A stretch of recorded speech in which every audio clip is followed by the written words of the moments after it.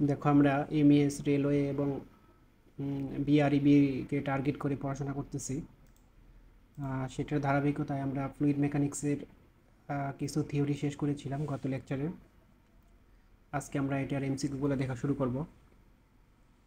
দেখো 1 নম্বরে কি বলেছে, বলছে যে the mass per unit volume of a liquid at a standard temperature and pressure is called.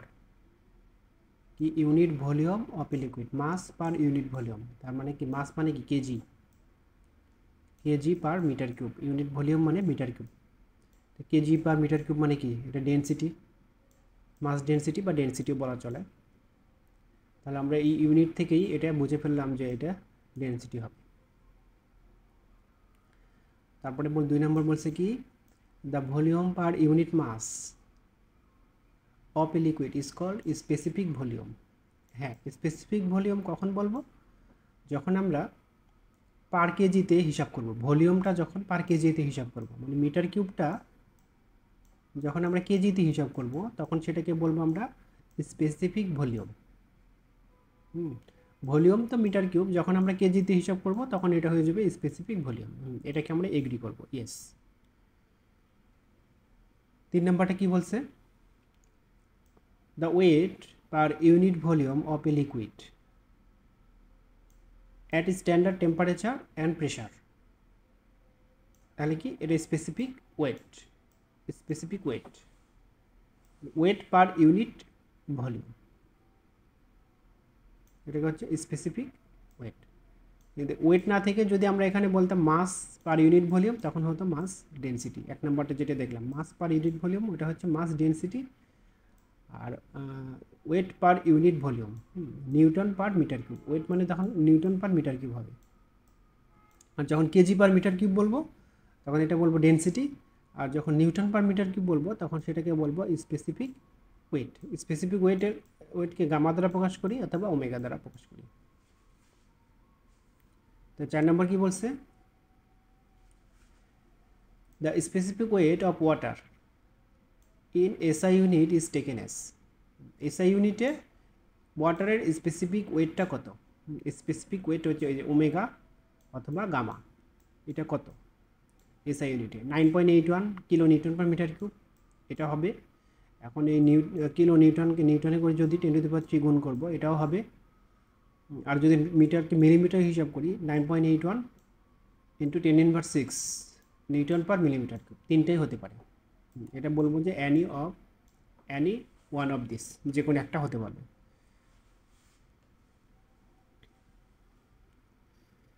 5 নম্বরটা কি বলছে, the ratio of specific weight of a liquid to the specific weight of pure water. তাহলে এটা হচ্ছে কি specific gravity. Specific গ্র্যাভিটিটা কি, ratio of specific weight of liquid, মানে যে কোনো লিকুইডের স্পেসিফিক ওয়েট আর যদি পিওর ওয়াটার স্পেসিফিক ওয়েট দিয়ে ভাগ করি মানে রেশিও করি তাহলে হবে স্পেসিফিক গ্র্যাভিটি অফ লিকুইড, ওই লিকুইডের স্পেসিফিক গ্র্যাভিটি। 6 নম্বর কি বলছে, the specific gravity has no units. Specific গ্র্যাভিটির কোনো ইউনিট নেই, ঠিক আছে, এটা হবে এগ্রি করব।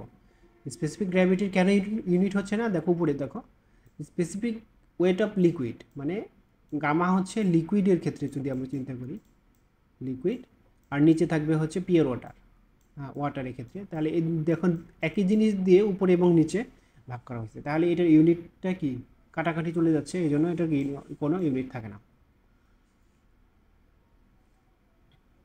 তারপরে বলছে 7 number, the specific gravity of water. ওয়াটারের স্পেসিফিক গ্র্যাভিটি কত, 1, এটা সবাই জানো।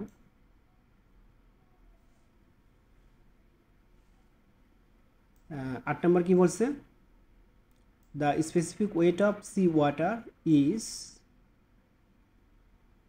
সি ওয়াটারের স্পেসিফিক ওয়েট এখানে এটা হবে more than that of pure water. Pure ওয়াটারের চাইতে বেশি, পিওর ওয়াটারের চাইতে সি ওয়াটারের স্পেসিফিক ওয়েটটা বেশি।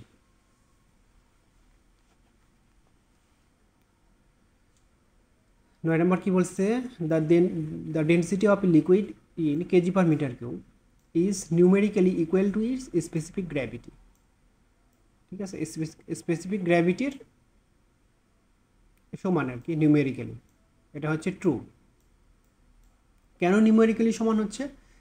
স্পেসিফিক গ্র্যাভিটি মানে কি, একটা লিকুইডের স্পেসিফিক ওয়েট ভাগ হচ্ছে পিওর ওয়াটারের স্পেসিফিক ওয়েট।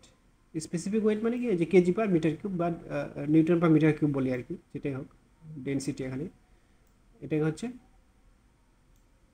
আমরা 2 করব।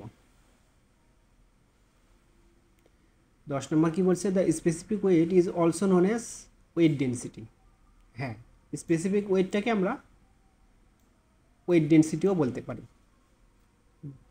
যেহেতু ওয়েট কথাটা আছে, এই ওয়েট এখানে ওয়েট ডেনসিটি, এটা হচ্ছে কারেক্ট।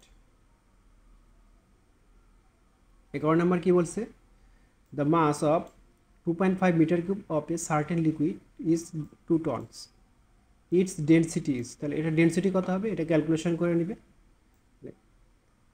এম সমান সমান কি, রো ভি, তাহলে রো সমান সমান হচ্ছে এম বাই ভি। এম হচ্ছে কেজি আর ভি হচ্ছে মিটার কিউব, তাহলে 2 টন হচ্ছে 2000 কেজি, 1 টন মানে 1000 কেজি, এটা দিলে এখানে 800 কেজি পার মিটার কিউব আসবে অ্যান্সার। এটা দেখে নেব। তো 12 নম্বরটা আমরা দেখি, the specific gravity of an oil whose specific weight হচ্ছে গামা বা ওমেগা, এটা হচ্ছে 7.85 কিলোনিউটন পার মিটার কিউব। আর এটার স্পেসিফিক গ্র্যাভিটি কত হবে, তাহলে গামা ইজিক্যাল টু কি, এটা হচ্ছে এস জি, আমরা জানি এস জি, এস হচ্ছে স্পেসিফিক গ্র্যাভিটি, তাহলে এটা S is equal to gamma by G, মানে 9.8 দ্বারা ভাগ করলেই এটার অ্যান্সার চলে আসবে। এটার অ্যান্সার হবে 0.8।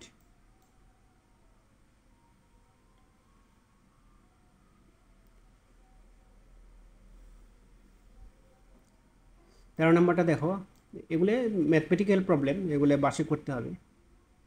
এ vessel of 4 metre cube contain an oil which weight 30 kilo newton, the specific weight of the oil is,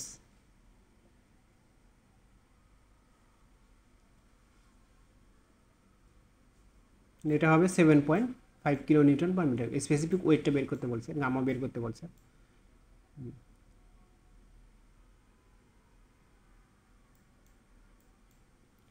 তারপরে 14 নম্বরটা দেখো, 14 নম্বর বলছে, the property of a liquid which offers resistance to the movement of one layer of liquid over another adjacent layer of liquid is called viscosity. মানে এটা হচ্ছে বাধা, মানে একটা লেয়ার আরেকটা লেয়ারকে কতটুকু বাধা দিচ্ছে সেটাই হচ্ছে ভিসকোসিটি। এখানে বলে দিছে যে দ্য প্রপার্টি, এটা একটা প্রপার্টি অফ এ লিকুইডের which offers resistance to the movement of one layer of liquid, মানে একটা লেয়ারের লিকুইডকে বাধা দিচ্ছে over another adjacent layer of liquid, আরেকটা লিকুইডের লেয়ারকে।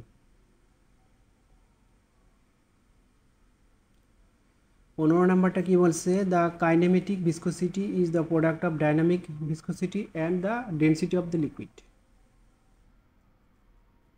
কাইনেমেটিক ভিসকোসিটি হবে কোনটা, দ্য প্রোডাক্ট, এটা কি প্রোডাক্ট হবে, গুণ হবে, এটা গুণ অবস্থায় থাকবে, এটা ভাগ অবস্থায় থাকবে, এটা হবে নো, এটা প্রোডাক্ট অবস্থা। ডাইনামিক ভিসকোসিটি অ্যান্ড ডেনসিটি, এটা হবে হচ্ছে মিউ বাই রো, এটা হচ্ছে কাইনেমেটিক ভিসকোসিটি। কিন্তু এখানে বলছে যে প্রোডাক্ট মানে গুণ অবস্থায় থাকবে, এটা হচ্ছে ভাগ অবস্থায় থাকবে। ডাইনামিক ভিসকোসিটি এবং ডেনসিটির হচ্ছে ভাগ। 16 নম্বরটা কি বলছে, the force per unit length is the unit of surface tension. তাহলে force per unit length, force মানে কি নিউটন, কতটুকু ফোর্স অ্যাপ্লাই হলো পার মিটারে, এটা হচ্ছে সারফেস টেনশন। কম্প্রেসিবিলিটি তো হবেই না, ক্যাপিলারিটিও হবে না, ক্যাপিলারিটি মিটার হবে, ভিসকোসিটিও তো হবে না।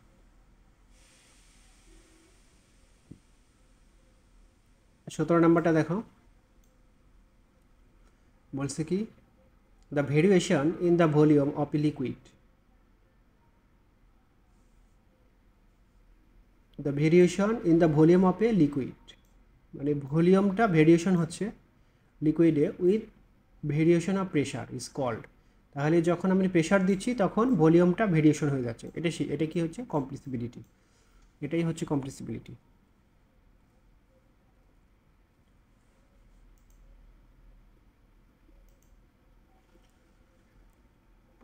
তাহলে 18 নম্বরটা দেখি, বলছে দ্য প্রপার্টি অফ এ লিকুইডের একটা property which enable is to resist tensile stress is called surface tension. হ্যাঁ, সারফেস টেনশনটা এটা একটা লিকুইডের প্রপার্টি, সেটা টেনশাল স্ট্রেসকে রেজিস্ট করবে আর কি। তখন আমরা এটাকে সারফেস টেনশন বলবো। মানে নিউটন পার মিটার, প্রতি মিটারে কতটুকু ফোর্স অ্যাপ্লাই হলো ফ্লুইডের উপরে, সেটাই হচ্ছে সারফেস টেনশন। আর এটা হচ্ছে টেনশাল স্ট্রেসকে রেজিস্ট করবে।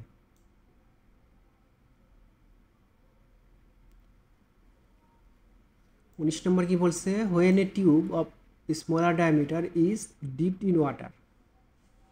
স্মলার ডায়ামিটার ওয়াটারের মধ্যে যখন ডিপড করা মানে ডুবানো হলো, the water rises in the tube due to viscosity of water.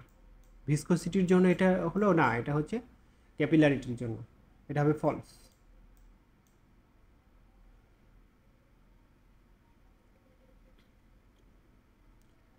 When a tube 20 নম্বর বলছে, when a tube of A smaller diameter is dipped in water, the water rises in the tube with an upward, মানে উপরের দিকে এরকম যখন হয়ে যাবে তখন সেটাকে বলবো কনকেভ সারফেস। হ্যাঁ, আপওয়ার্ড কনকেভ সারফেস।